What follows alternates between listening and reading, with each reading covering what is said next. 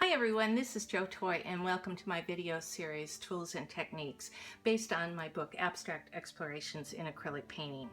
Today we are going to do another video on the mouth atomizer. I've done two so far. Part 1, describe the atomizer, how it works, and why you might want to use it. And Part 2A actually demonstrated the atomizer spraying white high flow acrylic paint onto a black surface. Today I'm going to demonstrate the atomizer with your thinner ink and paints. And both of those, the reason why I split it up was, first of all, I got too gabby on the first one. It was getting too long. And the second reason is that there are things that you need to be aware of when spraying that thicker white onto black versus spraying the thinner paint onto white. And so I want to just go over some of those differences for you today. If you have not watched Part 1 or Part 2A before you view this, I hope that you will do that. It'll make this make a lot more sense because I won't really be going back over some of the things that I discussed in the first two videos. And as always, for safety reasons, I do recommend that you wear some kind of face protection, and you can take any kind of mask and just cut a small hole in it and put your atomizer through it, and I show that in the previous video. Today I want to remind you that we are on a slanted surface. When you spray, you need to be as close as you can to a perpendicular angle to your surface. And so if you're down on the table, by the time you get there, you might pour your ink or paint right onto the table. So I always elevate my surface, or I work on a vertical, I have a wall easel in my studio.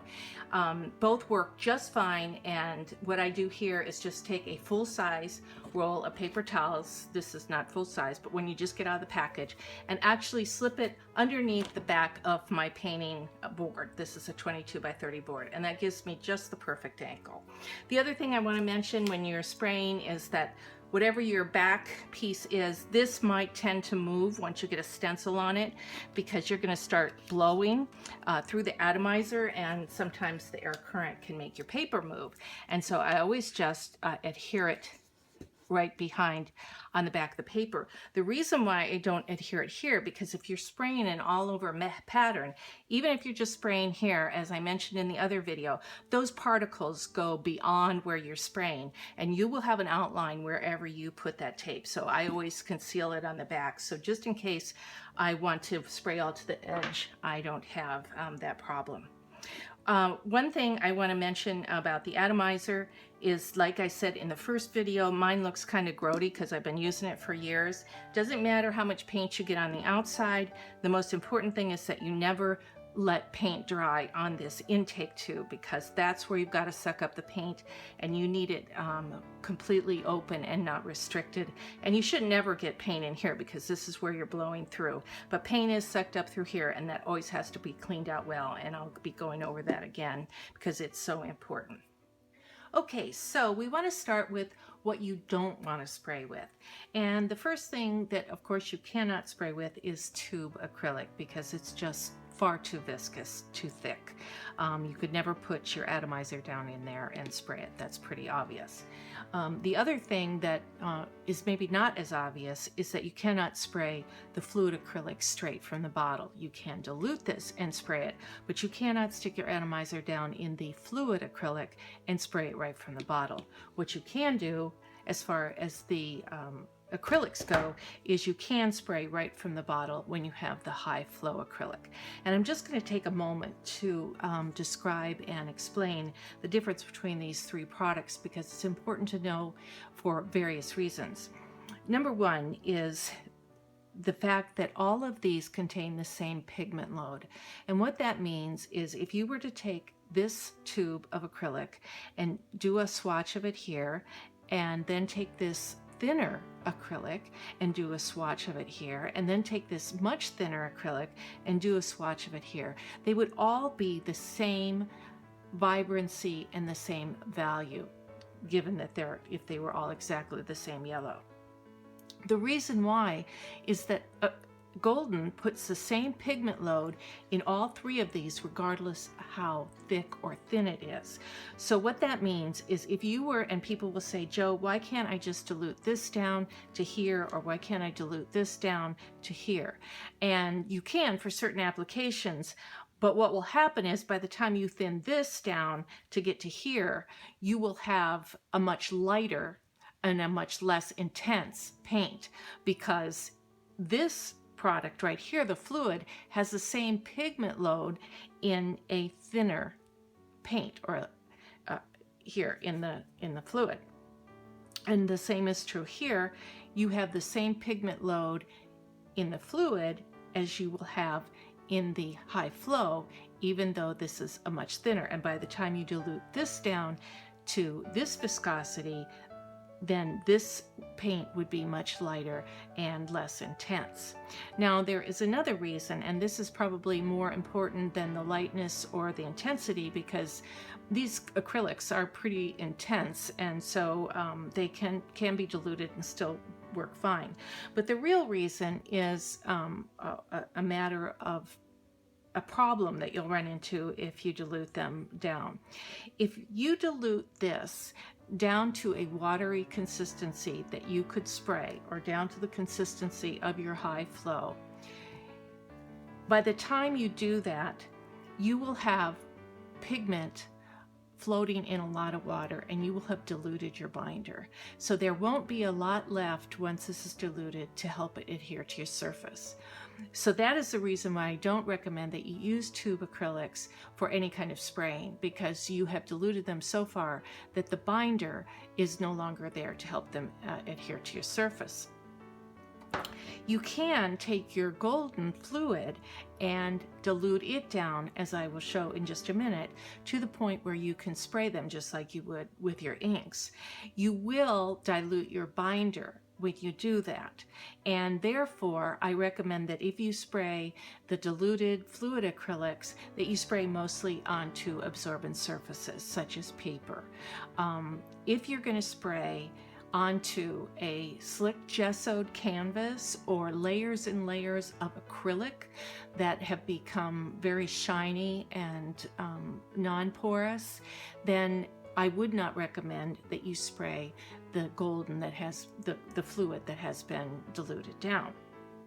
And that is where the beauty of the high flow comes in that it is the absolute correct viscosity and thickness or thinness to be able to spray right out of the bottle. It has the correct pigment load to binder, that you can spray it and you don't have to worry about adhesions. So this can be sprayed onto absorbent surfaces or less absorbent surfaces, such as your gessoed canvas or other layers of acrylic. I say later in the video that this can be sprayed onto non-porous surfaces, but I don't mean metal or glass, those kind of things. And you can go to the Golden website and it will tell you exactly what this material is made for. But what it can do well is spray onto those surfaces that are less absorbent than paper. So that's what you needed to know about that. So the first thing you can do is dilute your golden fluid down to a watery consistency. And again, when I do this, I only spray on an absorbent surface. This is just leftover paint that I've had in these bottles from whenever I make up diluted paint, often for my pipette technique that you'll see in the book. And I save it. And sometimes it can get kind of gooky on the bottom. It gets these little paint particles that have come out of the solution. So you have to be careful with that because it might make it harder to spray. But I'm just going to see how this works today because I happen to have it and I don't want to take your time diluting this down to here. You basically, like I said, want to get it the consistency of ink or basically water. And I'm going to show you the one thing that you can do with your white or your diluted paint is that you can spray through very fine openings.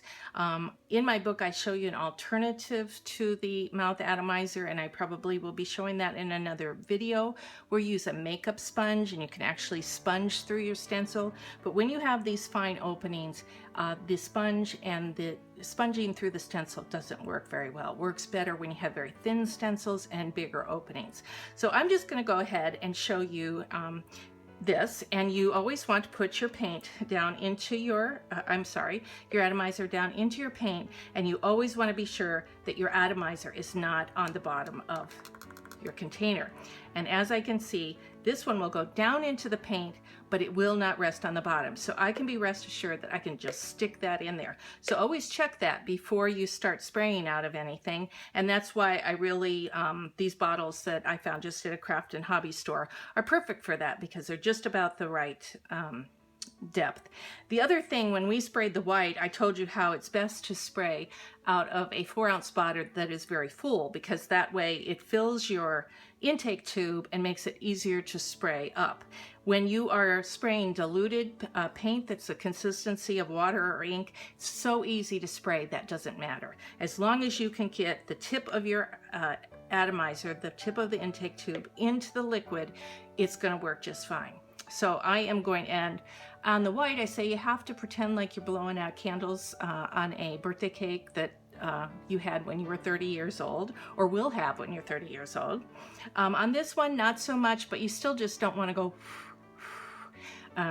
like you're whispering in someone's ear. You still want to take a nice big breath in and then spray. And I'm just going to do that, and I'll show you the results.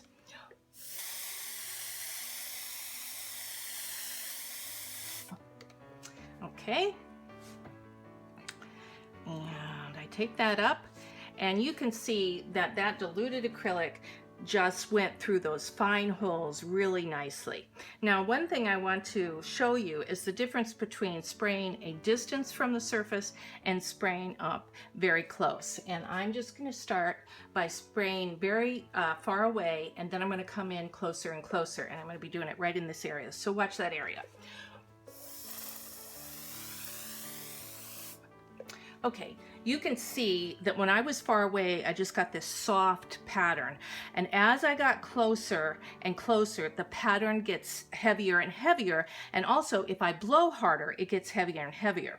Now, if you get really close when you're spraying through a stencil like this, and you even start to blow harder, it's going to get so much paint on the surface that it might drip, and you might not have your pattern left because it'll fill in because it's gotten so liquid. So I just recommend that you start at a distance, see what you get, and then as you work with it and as you play with it, you will begin to judge how far away you are and how much you have to actually blow into the atomizer to get a nice pattern by getting enough pattern, but not getting so much paint on the surface that you obliterate the pattern underneath there because it runs.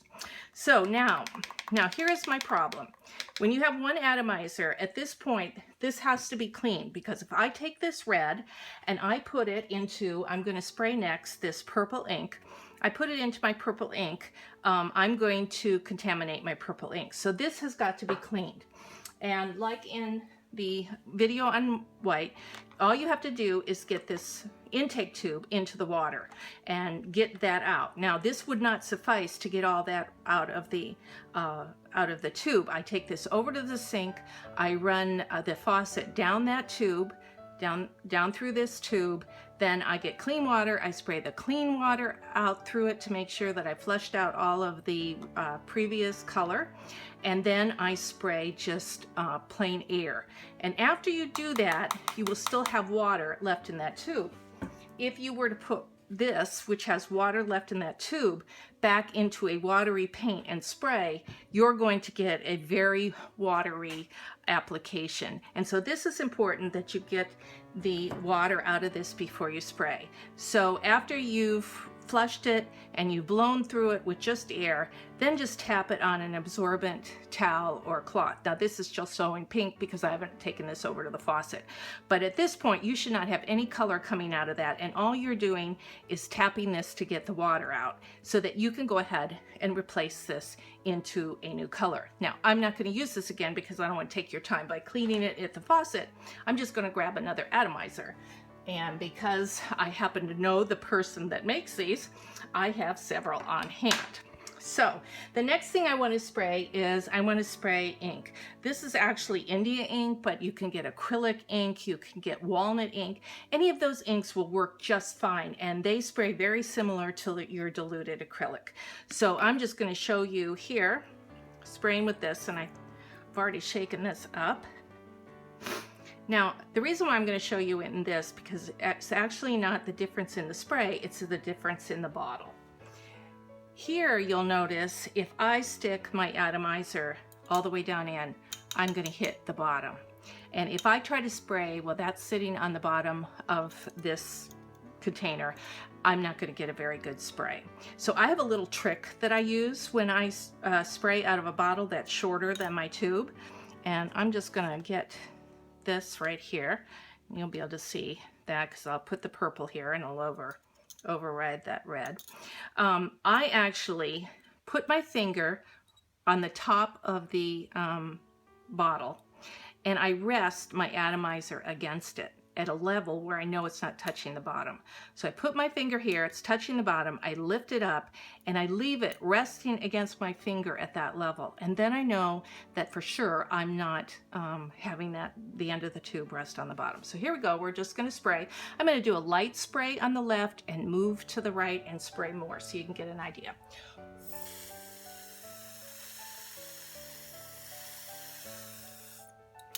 Okay, I think you automatically notice that the ink in this purple, and I'm putting my atomizer in water, and it can sit there because it's brass, it doesn't matter. You can see automatically that these particles seem to be a little bit bigger than the particles from the fluid acrylic. Basically, the more thinned down your paint is, the bigger your particles will be. So this probably wasn't thinned down as much as the ink. And you can see that we went from a very fine pattern to a very heavy pattern over here as I both increased my distance and the force of the spray. This is so easy to spray that you can stay away quite a distance from it and just increase the pressure that you're blowing to get those effects. And isn't this beautiful where this purple went on top of the pink? It's really when you start to use these in layering techniques that the real beauty comes out of these. And then the last thing I want to show you, and again I'm going to a new atomizer because I'm changing colors. I want to show you the high flow acrylic. The high flow acrylic is absolutely designed and formulated to be sprayed through airbrushes. And so it can be sprayed through the mouth atomizer. And there's really no advantage to using one over the other, except this is ready to go and the inks are ready to go. And also this has the correct binder pigment level because it's at the right viscosity and it doesn't need to be diluted. So this means that you can spray your high flow acrylics onto non-porous surfaces because they have the binder in them at this viscosity. And once again, by the time you get your fluid down to there, you have no binder and your inks are already all, I'm not sure about the inks I know will absorb into the paper. I'm not sure they really have a binder. I know your acrylic inks will have some kind of binder that will make them stick. But for sure, this is your choice if you're going to be spraying onto non-porous surfaces because that's what it's made for. So on this, remember, you have to get the high flow to where you can hear that ball. Hear that? And once you get that, then you're ready to go. Now, once again, my atomizer, when I put it in there, is going to be beyond the bottom. So I'm going to go ahead and let's just put this back here. I'm going to spray right here. If I go all the way to the bottom, it's sitting on the bottom. And the high flow acrylic does happen to have sediment at the bottom. That's why it has the ball. So you definitely don't want it sitting on the bottom here. So I put it down and then I've raised it up and then I just press it against my finger and I know it's off the bottom. So here we go. I'm going to spray light and then I'm going to spray hard. And this is with the high flow acrylic.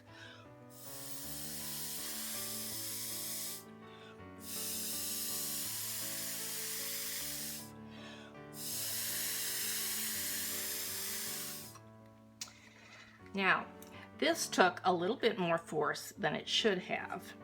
And the reason is because I stuck that down there and there is still some sediment down there. And I believe, yep, see that sediment there? I got some sediment in my tube. So when you're working with the high flow acrylic, I guess don't stick it all the way down and then pull it up, or be sure that your high flow acrylic is really well mixed before you start spraying. Because the high flow acrylic actually will spray so much easier than anything else. So I am going to just shake this up, and to make it so you can see it, I guess I shouldn't have picked yellow because it's harder to see anyway. I'm going to stick a new sheet on there. I'm going to use an opening that's a little bit bigger. Let's get that shaken up. Now I have put my atomizer in water, so I'm going to, I'm glad I did this because this will give me an opportunity to tell you something. I have put this in water, but I don't have to worry that I've gotten the color out of it because I'm going to put it right back in the same color. So the only thing I want to do is make sure the water is out of it because I'm going to be putting it right back in the yellow. And I don't want to leave the water in it because it will dilute the paint. So this time I'm not going to stick it on the bottom. And I'm going to just make sure I've got it into the paint and I'm pushing it against my finger here. And let's see if this works out better.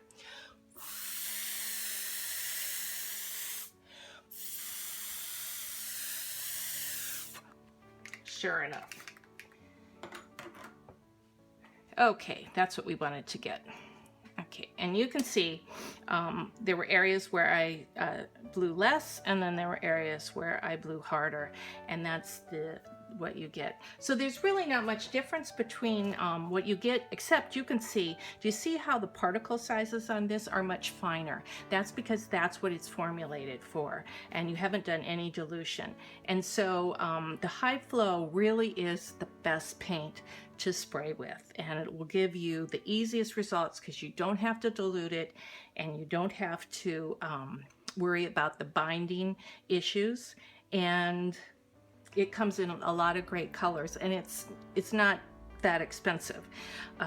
All the Golden products are priced about the same when you consider what you're getting for the ounces. So I think that's all I have to tell you, and that gives you an idea of using the atomizer with your colors and with stencils. Now you do not have to use a stencil.